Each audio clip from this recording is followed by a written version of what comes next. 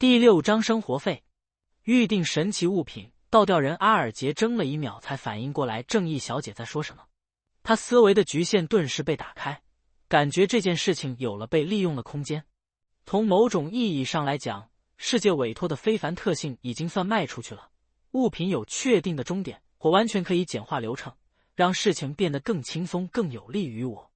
也就是说，我没必要再卖给工匠，应该选择委托制作的方式。这样一来，我不用担心特性是否卖得出去，既能拿到世界给的抽成，还可以从正义小姐那里收获更多的利润。需要付出的前期成本只有委托加工费，当然必须考虑工匠不遵守承诺的风险。一个个想法浮现，倒吊人阿尔杰迅速权衡利弊，做出了决定。没有问题，我会处理这件事情的。他望向正义小姐，只觉对方散发着让人无法直视的金色光芒。即使加入风暴教会，飘荡于海上多年，他也没在别的地方见过这样的人。大海商们挥霍着不少，豪富着更多，但没有一个是真正不在乎钱的。正义小姐的财政状况好转到这种程度了，愚者克莱恩也吓了一跳。有那么一瞬间，他想出声催促对方，让他尽快支付欠自己卷者的2000镑，但考虑到早就答应正义小姐推迟到2、3月份偿还，又只能不发一言，保持不动，免得破坏愚者的形象。至少无面人非凡特性的钱很快能拿到，速度只取决于倒吊人先生联络某位工匠的方式和工匠制作神奇物品的快慢。可惜暂时只能靠倒吊人先生联络工匠，否则可以直接把特性卖给正义小姐，不用支付抽成。想到这里，克莱恩的心情变得有些复杂。敲定了一笔大生意后，倒吊人阿尔杰无声松了口气，觉得自己的财政状况在缓慢好转。他想了几秒，询问道：“女士们、先生们，你们谁有让分布在一条船上的所有人同时沉睡的办法或物品？”阿尔杰之所以到今天还没有去那个原始岛屿猎杀蓝鹰隼，是因为他还没想到怎么不引人怀疑的离开幽兰复仇者号，离开那10来名属于教会的水手和船员，让一条船的人全部陷入沉睡。克莱恩最先想到的是生物毒素瓶，但这东西的效果根本无法控制，场面恐怕不会好看。紧接着他又记起了蠕动的饥饿里那个梦魇的灵魂，让人沉睡，拖人入梦，属于这个非凡职业的专长。但问题在于，梦魇根本没办法让那么多人同时进入梦境，能影响的极限不超过10人。要满足倒吊人先生的要求，至少得相应途径的序列5，甚至可能得半神半人层次的强者。克莱恩打消了想法，没让世界开口。与此同时，正义奥黛丽、魔术师福尔斯和太阳代理克或摇头回应，或已没有作为答案。月亮埃姆林回想了下道：“我可以帮你问一问，也许我们血族内部有类似效果的神奇物品。”总是说我们血族以后可以更多的从这方面入手说服。倒吊人阿尔杰把握到了一些事情，微笑点头道：“麻烦你了。”见交易部分接近尾声，克莱恩忙让世界提了下最新的需求：“各位，帮我留意古老怨灵的残余灵性和6亿石像鬼的眼睛。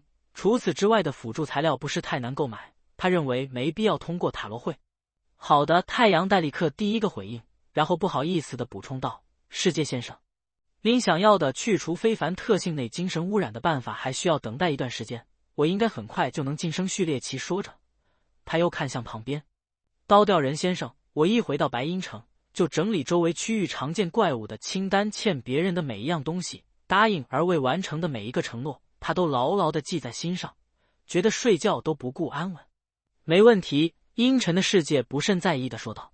克兰确实也不是太急，他的无面人守则头还没有总结完善，魔药的消化更是才开了个头，后续还得好几个月，所以他的规划是不直奔加尔加斯群岛，以冒险者旅行者的姿态活跃于沿途的各个殖民岛屿，时不时变化身份，体验生活，以提炼无面人守则。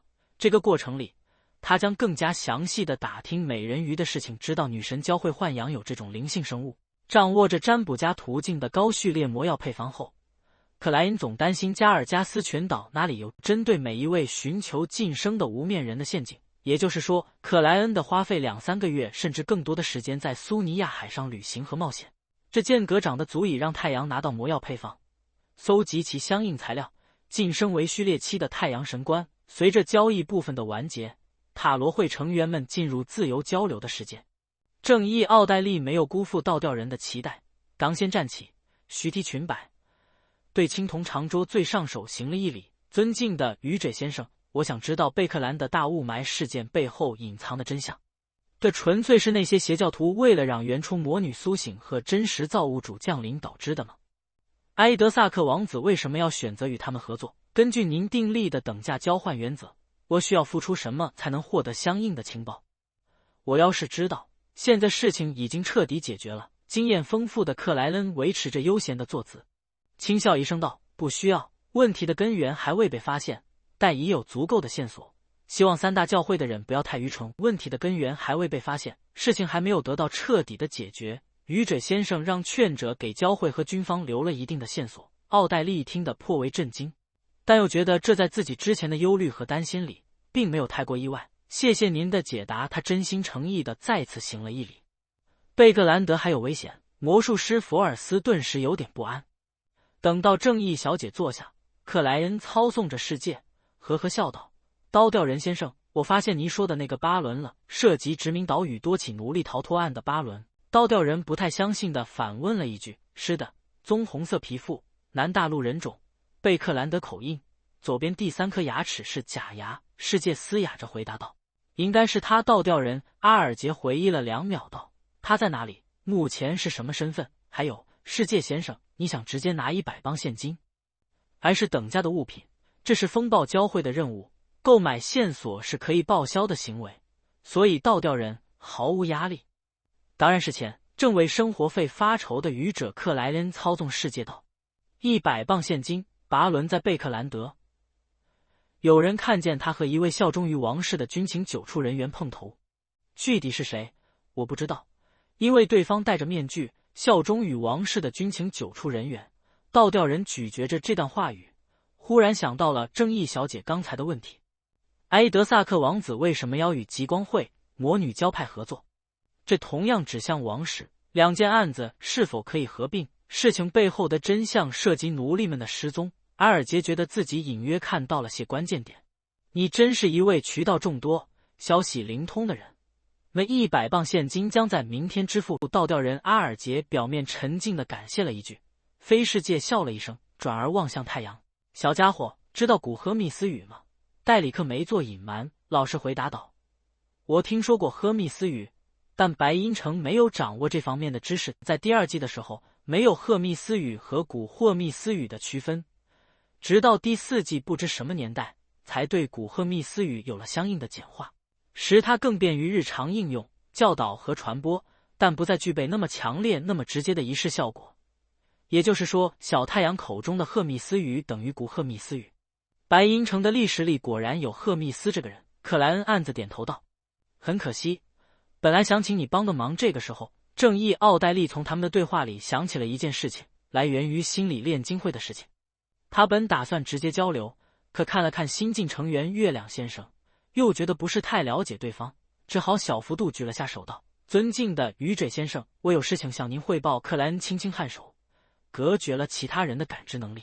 “什么事情？”他语气平淡地问道。奥黛丽如实说道：“我从心理炼金会得到了一些消息，其中最重要的是，他们的建立源于挖掘出赫密斯的遗迹，也就是创造古霍密斯语的那位赫密斯大师。赫密斯被遗迹，这位老先生100-200年前还活着啊？是他故意引导心理炼金会发现遗物，还是已经在罗塞尔市建立陨落？”克莱恩一阵心惊，斟酌了下，微笑提醒道：“赫密斯是黄昏隐士会的成员，他没提赫密斯可能还活着的事情，因为这无法确定。赫密斯是黄昏隐士会的成员，心理炼金会很可能与这个神秘组织有牵扯。”奥黛丽悚然一惊，旋即舒了口气：“幸亏我背后有塔罗会，有愚者先生，否则根本无从知晓，无法防备。”他又一次感激地赞美了愚者。这个时候，克莱恩本想宽慰正义小姐2句，让她不要太痛苦、太忧虑于贝克兰的大雾霾事件。诚如不表示的放弃一定的好心情和脸上的笑容，这不会影响对事情的重视程度，反倒能帮助自己坚持更久。但考虑之后，为了维持愚者的形象，他只好放弃了这来自前小丑的忠告。神机他取消了对其他成员的屏蔽，等待着接近尾声的交流结束，等待着这一次塔罗聚会结束。第7章搁浅的提议。又交流了一阵，太阳戴里克突然冒出一个问题：尊敬的愚者先生，我们平时感谢您的时候该用什么手势？手势？克莱恩一时竟被小太阳考住了。他从未想过仿造女神教会顺时针点4下画圆，风暴教会以右拳击左胸等动作为自己设计一个祈祷手势，这大概是一名伪神最后的底线吧。他在心里吐槽了一句。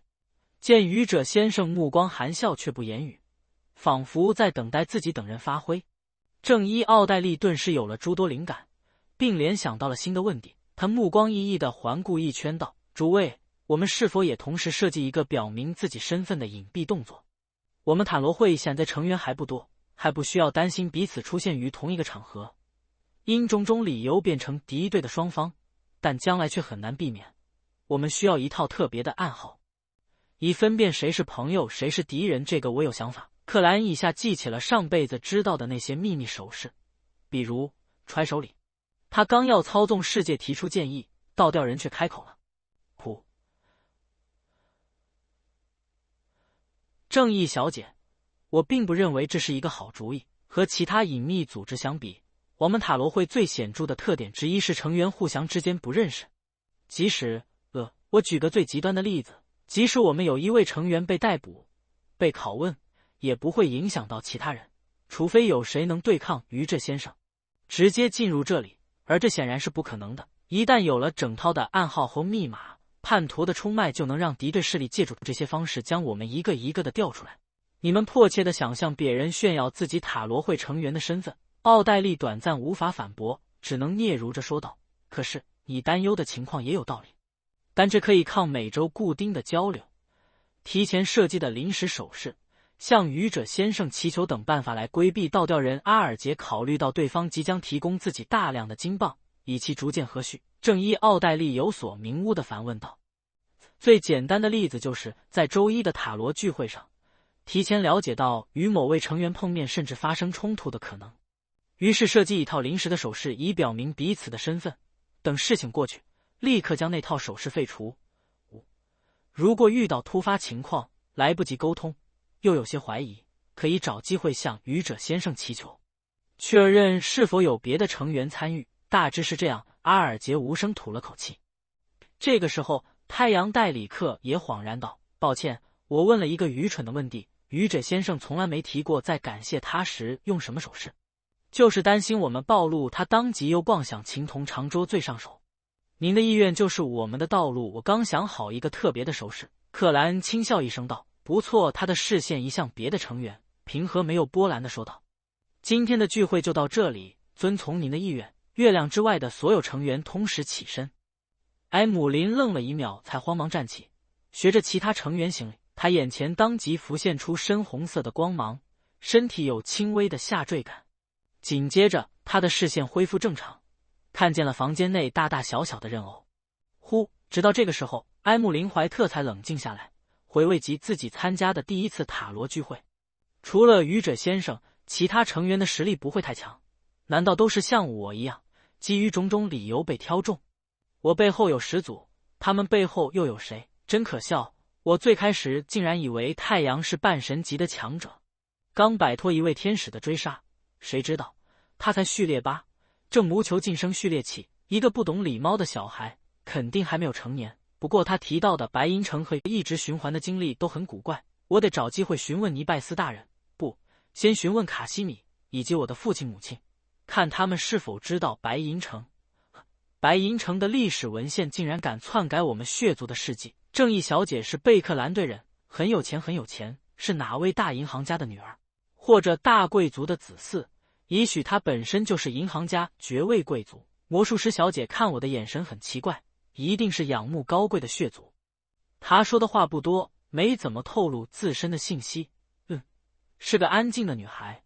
高调人先生是位成熟的绅士，懂得很多，品格很高尚，愿意为新成员解答问题，并提供相应的帮助和信息。看得出来他很受欢迎，太阳和世界都愿意请教他或找他帮忙。世界是个不太让人喜欢的家伙，说话的时候就像嗓子里有口痰，始终吐不出来。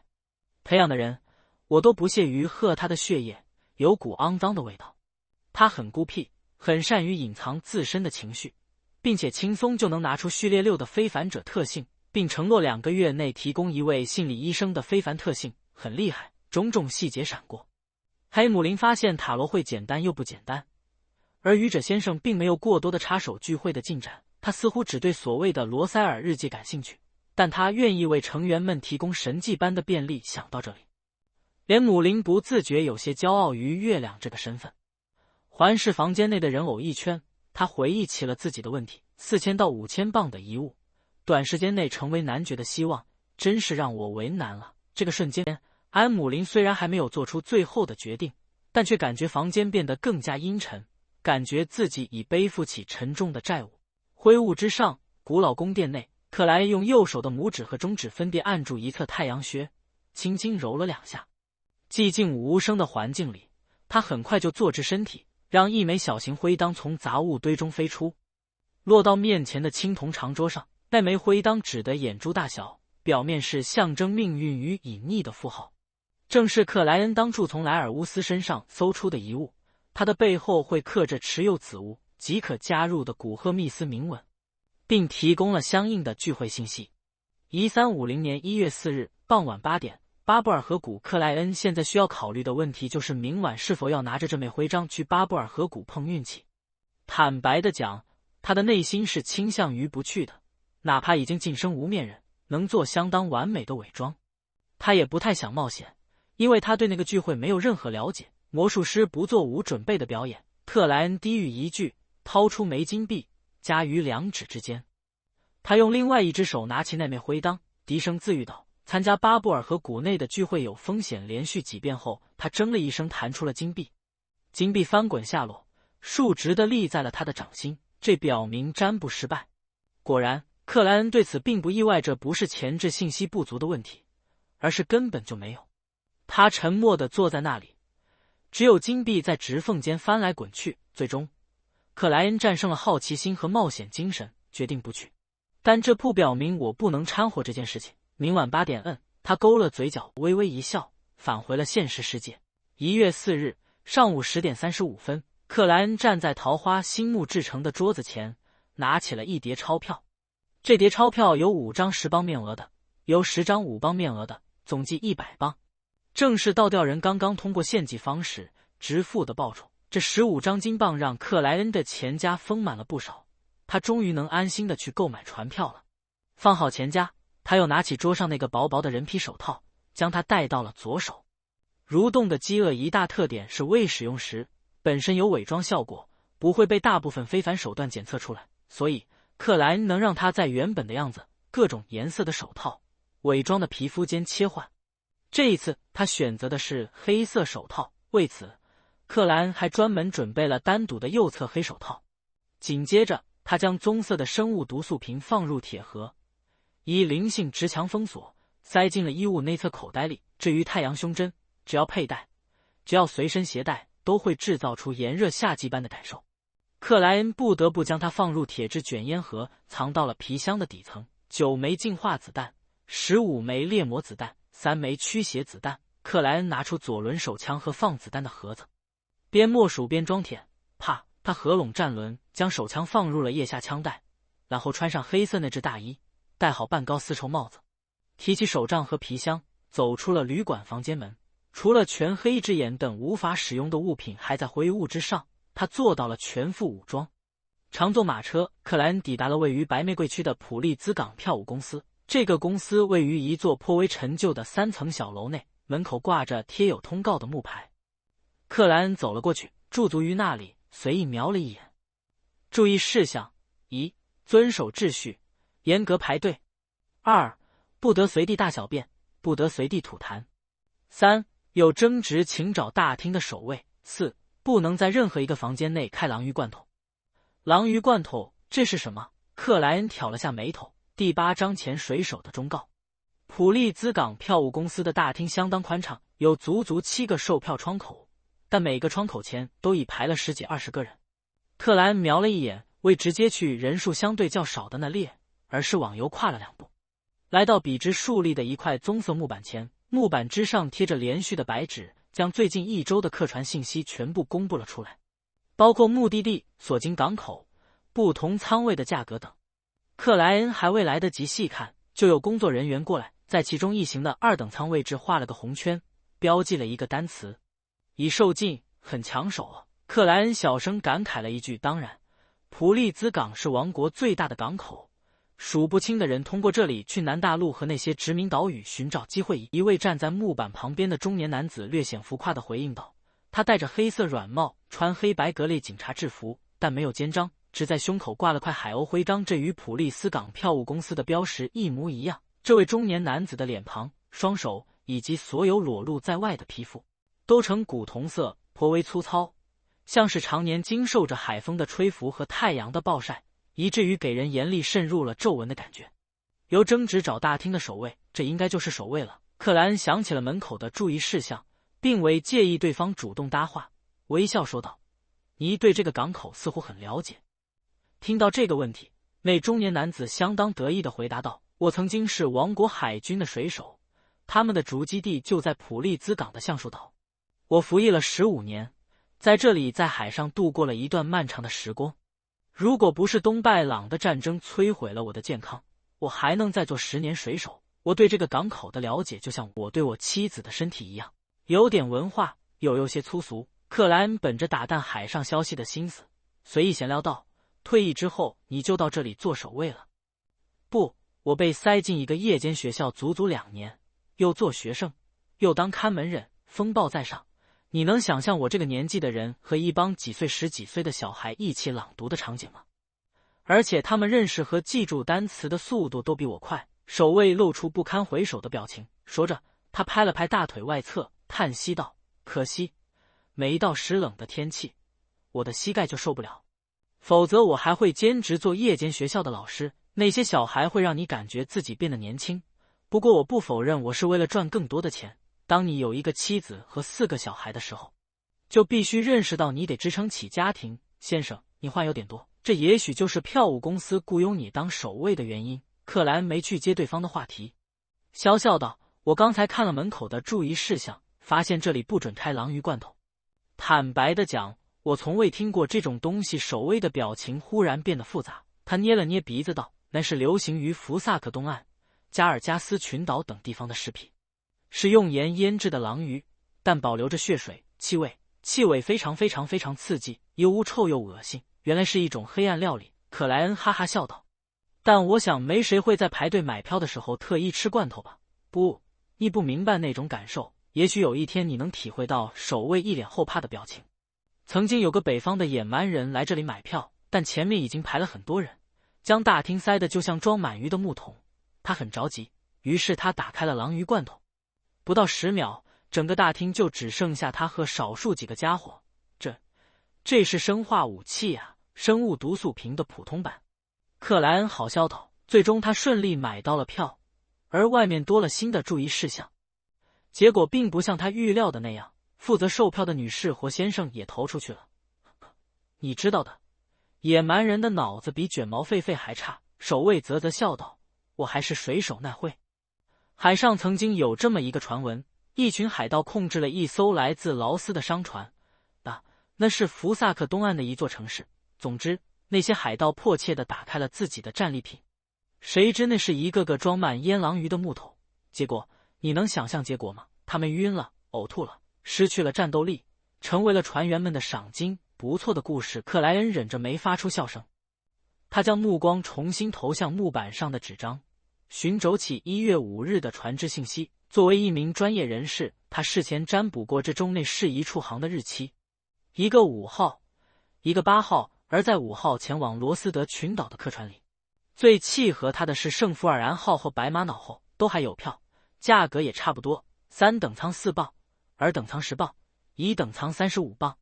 靠大海为生的人，或多或少会信仰风暴之主，即使在因蒂斯、福萨克等国，也有渔民和船员悄悄信仰这不被允许的神灵，以求出海顺利。圣福尔安号这个名字一听就来源于风暴教会的圣者，有一定的背景。特莱恩仔细想了想，倾向于选择白玛瑙号，他没急着决定，转而望向守卫：“你知道白马脑号的情况吗？”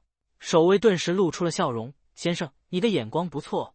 白马脑号是蒸汽船，但又保留着风范，最高航速能达到16节，而且船长经验丰富，曾经是王家海军威廉50号的水手长，不，应该是皇家海军。国王一直宣称他拿到了拜朗的皇帝称号。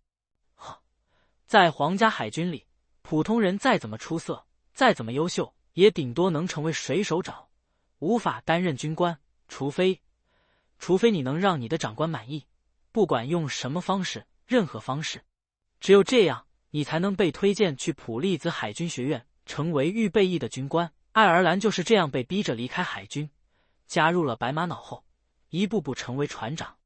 我建议你选1等舱，那样你将有可以睡3到4名仆人的房间，有接受过礼仪课程的侍者，有指定的手艺出色的厨师，有能欣赏风景的安静餐厅，有抽雪茄的专门房间，有聚在一起打牌的场所。见守卫说的如此详细，克莱因不由有些狐疑。注意到他的表情，守卫讪讪笑道：“费尔兰以前是我的上司，他经常会请我喝酒，让我帮他推销1等舱。但你可以放心，我说的每一句话都是真的。这不是真不真的问题，这是钱的问题。”克莱恩无声自语了一句，他已然有了决定，斟酌着又问道：“先生，你对一名海上冒险家有什么忠告？”为了契合格尔曼斯帕罗这个身份，克莱恩之前微调了形象，让自己显得更为冷峻和锐利。冒险家，守卫不自觉拔高了声音。排队等票的队伍里，不少人闻声转头，将目光投向了克莱恩。根据灵性直觉，克莱恩本能地循着一道视线望了过去，他看见了未戴黑色礼帽的30来岁男子，对方有着粗犷的面容，沾染风霜的线条，健壮但不够挺拔的身材，以及经历过很多事情般的淡蓝眼睛，也是冒险家。克莱恩和那位男子的目光略有接触，就各自移开。这时，守卫挤出笑容道：“抱歉，我对冒险家这个名词有些过激，在我的印象里，这就等于亡命徒、海上恶棍和背弃誓约者。不，我不是在说你。诚恳的劝告我，你要记住3点：1. 不要招惹海盗； 2. 不要招惹海盗； 3. 还是不要招惹海盗。除非你是海军和教会的人，否则不要和海盗作对。不要被岛屿上那些女孩的热情迷惑，他们要么是海盗的人，要么想让你带他们到普利兹、到贝格兰德。这并不完全是他们的问题。许多水手、船员和乘客为了欺骗他们的身体，给他们描绘了非常诱人的大都市和异常美好的生活，然后又将他们踢下自己的床，丢弃在原本的地方。真是一群恶劣的人。这个时代，在海上讨生活的人也不会太善良就是了。海上的秩序这么差，海盗竟然这么猖狂。克莱恩点了点头道：“谢谢，我明白该怎么做了。”说完这句话，他走向了人数最少的那列队伍。守卫则在他的后面喊道：“还有，海上的宝藏传说基本都是假的。”买了张白马哪号的2等票后，克莱恩返回旅馆，耐心等待其夜晚的来临。这个过程里，他享用了普利兹港最出名的炸鱼，觉得味道还算不错，但要是一直这么吃，肯定接受不了。当时间接近8点，他进入灰雾之上，一手拿着来自兰尔乌斯的徽章，一手书写起相应的句子。这次聚会的情况滴答滴答。等怀表指针走到预定的8点位置，他闭上眼睛，靠住椅背，开始反复念诵占卜语句。他有理由相信，当聚会之门开启时，有定位徽章的自己能在灰雾之上借助这个媒介占卜出一定的东西。之前失败是因为什么都还没有出现，这一次则不同，事情正在发生，而特莱因有足够准确的媒介。很快，克莱恩进入了那片灰蒙蒙的梦境世界。他看到了静静奔涌的塔索克河，看到了甲屿两侧的宽阔河谷，看到10几个人在不同的位置被稀薄的光芒笼罩，或模糊或虚幻地消失在原地。其中一位黑发绿瞳，长相不错，俨然便是克莱林的熟人文纳德·米切尔。第9章调查报告里的夏洛克·莫利亚蒂·伦纳德。有那么一瞬间，克莱恩还以为自己看错了，但光芒造成的模糊并不严重，熟悉对方的他迅速就肯定了之前的判断，也就是呼吸一次的时间，伦纳德消失，光芒散开，河谷恢复了隆冬季节的安静。克莱恩梦中所见的画面随之破碎，他睁开眼睛，将得自兰尔无斯的那枚徽章放到了青铜长桌表面。真的伦纳德还是无面人伪装的伦纳德？克莱恩略作思索，抛了枚金币。他的灵性借助着媒介告诉他，那就是廷根市职业者小队的队友伦纳德·米切尔。他是女神教会为那个聚会派出的调查员，还是背着职业者冒险寻找机会的复仇者？克莱恩疑惑自语，难以做出准确的判断。而在根本没有前置信息的情况下，他的占卜无法给予启示。沉默几秒，克莱恩自嘲一笑，在胸口画了个绯红之月，祝他好运。约女神庇佑他。克莱恩不再纠结这个问题，准备更了解那个聚会的详情后再决定将来要不要参与，要不要匿名提醒伦纳德·米切尔。贝克兰德蒸汽教堂地下区域的一间密室里，伊康瑟摘下帽子，按了按蓬松却不柔软的头发，坐到了左侧第一个位置。随即他从衣物内侧特制的口袋里拿出了阿罗德斯这面古老银镜，将它摆放于面前。他的右侧，他的对面，他的斜向，有一位机械之心执事和队长，他们都是被神前会议成员贝克兰德大主教霍拉米克海顿召集来开会的。这位穿着白色牧师袍的大主教此时则仿佛一位普通的老者，正安详地坐在最上首。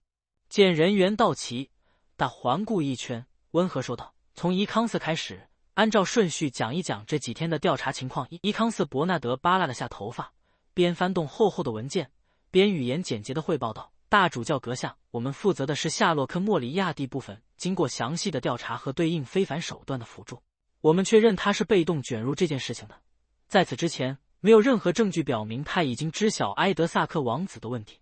他和死去的塔利姆·东蒙特是朋友，间接地完成过王子给予的一些委托，但那并没有什么问题，最多就是虚报了一些费用。”讲到这里，伊康瑟突然有些心虚，因为夏洛克·莫里亚蒂同时也是机械之心的现任，他在这边报销的开支很可能也存在一定程度的夸大。不管怎么样，他的现任工作都是卓有成效，非常出色的，足以抵消很多问题。而且他成为我们的现任并不久，涉及金钱最多的那次还属于分成。伊康瑟缓慢吐了口气，继续汇报道：“我们的结论是，他属于无辜者，背后没有任何隐藏的图谋。他曾经敏锐地察觉红墙碑庄园的危险，但那属于推理错误结果正确的典型。他害怕的是王室的倾轧，为此他一直消极怠工，没做实质性深入性的调查。这一点他是对我们报备过的。可惜的是，他依然没能避开这次事件，但他也足够幸运。他提到的那位死神后裔就在红墙碑庄园附近监控，及时将他从陨石砸落的绝境里解救了出来。现场痕迹表明，这是一次非常恐怖的袭击，大概率与0到8分有关。克莱恩在信里有提及因斯赞格维尔和0比8的存在，至于他是否认识那位前大主教和灵迹封印物的问题，无人关心，因为他当时和阿兹克艾格斯在一起，完全可能是从对方口中得知的，这也是所有人下意识间的判断。而在0级和1级封印物上，7大正统教会一直在互相通报粗略的情况，编号共享，不存在重复。不过我们并没有掌握全部的情况，还有3件事情无法确认。第2到111分显示，夏洛跟莫里亚蒂逃入那片树林后，没急于远离，反倒留在原地，不知在向谁祈祷。第2，他和阿兹克艾格斯什么时候认识的问题。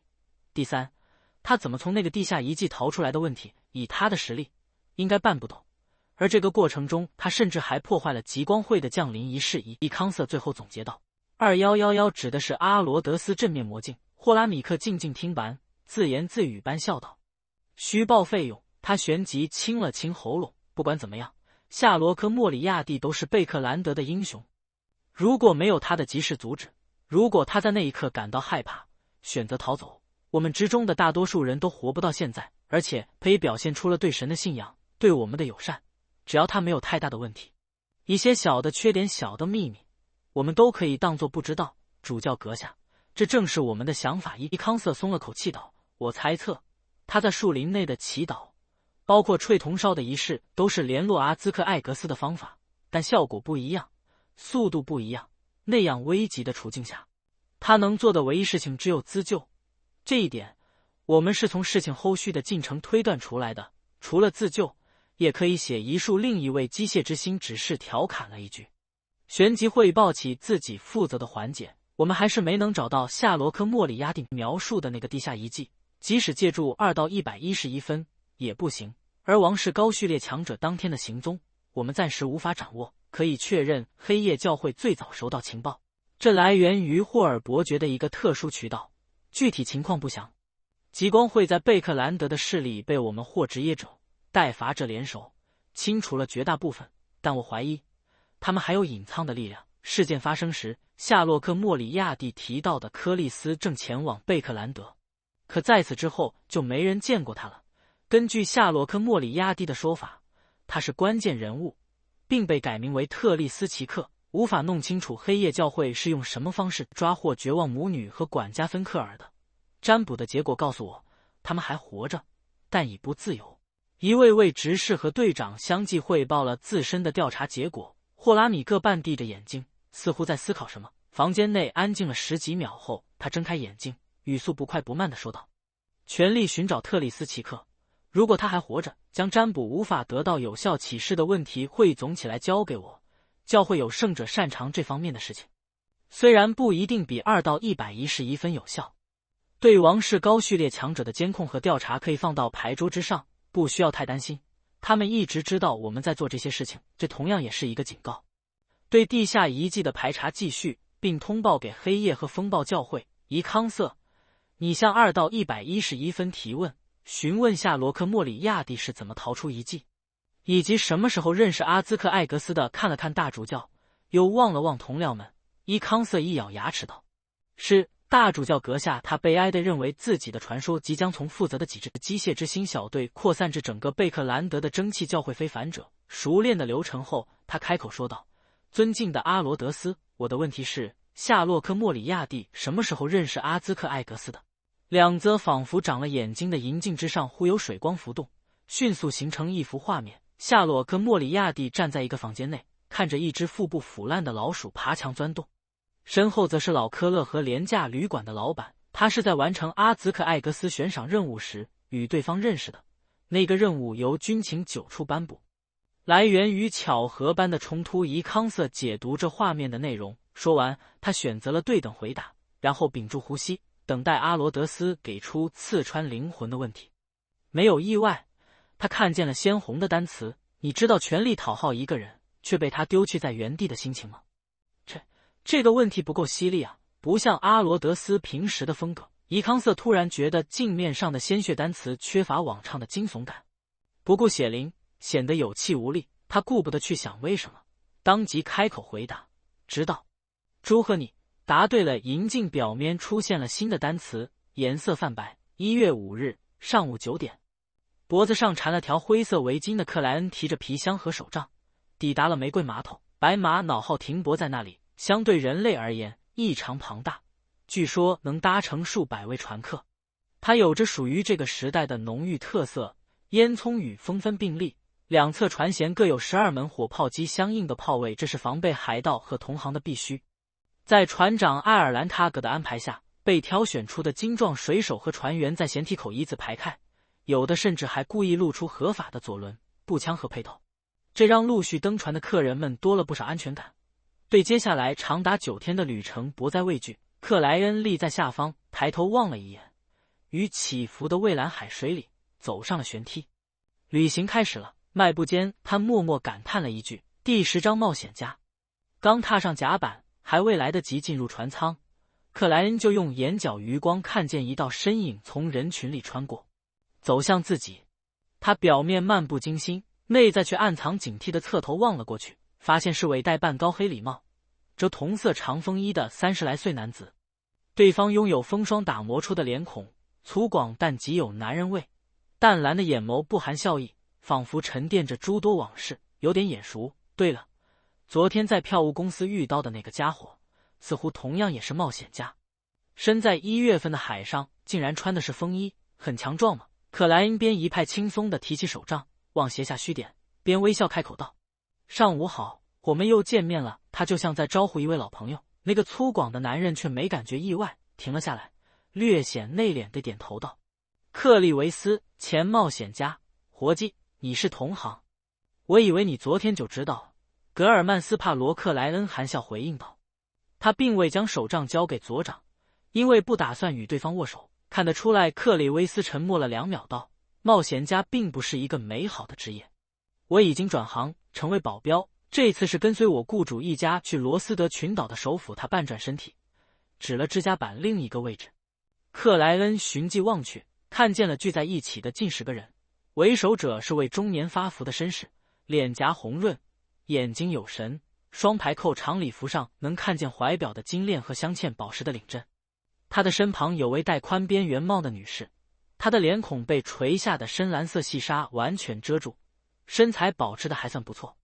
2人的前方站着一大一小2个孩子，小的是男孩，不到10岁，穿着儿童版的燕尾正装；大的15、16岁，是个朝气蓬勃的少女。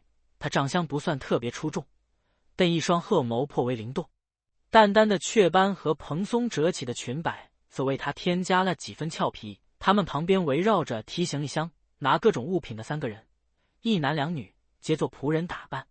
其中一位女佣肤色棕红，是明显的南大陆人种。保护以上7人的是一男一女，穿得简便而干练，都做白衬衣、浅毛衣、黑大衣，深色长裤和结实皮靴的打扮。这2位保镖没专门遮掩腰间枪带制造出的痕迹，毫不松懈地审视着来往靠近的行人，目光锐利，气质沉稳。3个仆人，3位保镖。克莱恩随口问了一句：“这配置还是挺奢侈的，说明雇主是个有钱人。”他本能地做着判断，对克里维斯点了下头。他不再多说，迅速转身走向雇主一家。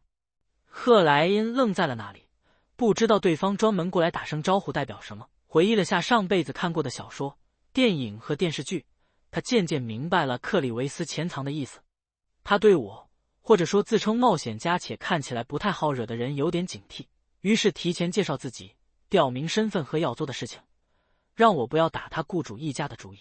简单来说就是你做你的，我做我的，互不侵犯。这算是老练冒险家或资深赏金猎人间的默契，有点意思。克莱恩低笑一声，提着行李箱，拿着黑手杖，进入船舱。根据票证，找到了属于自己的房间。吱呀一声，他推开木门，走了进去。这房间并不宽敞，刚好能摆下一长一桌一柜，连椅子都没有。它最大的优点是具备窗户，海港的阳光照入，在桌子和床边洒下了纯净的金斑。刚才的船员说，盥洗室、洗澡间是公用的，大概8个房间一个。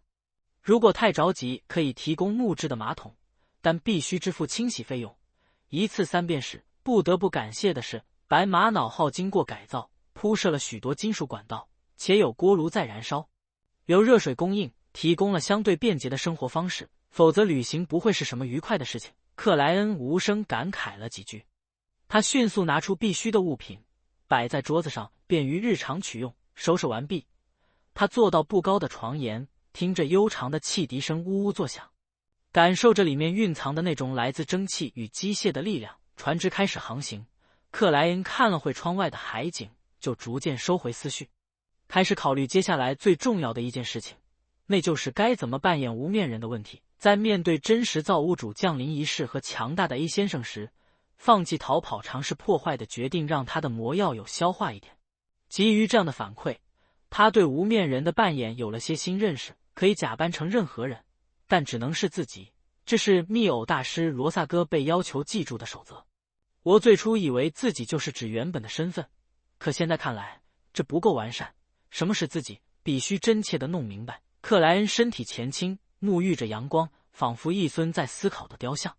过了一阵，他逐渐有了思路，这是否和本身的零对应，指内心最真实的自我。